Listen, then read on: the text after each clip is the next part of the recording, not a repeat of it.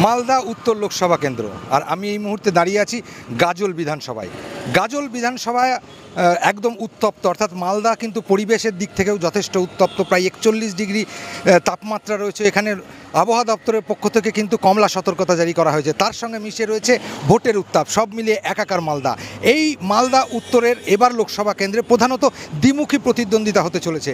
এই প্রতিদ্বন্দ্বিতায় প্রথম রয়েছেন তিনি হলেন বিজেপির খগেন মুর্মু, বিদায়ী সাংসদ এবং গাজলের ভূমিপুত্র। অপরদিকে রয়েছে তৃণমূলের প্রাক্তন আইপিএস প্রসূন বন্দ্যোপাধ্যায়। প্রধানত এই দ্বিমুখী লড়াই রয়েছে।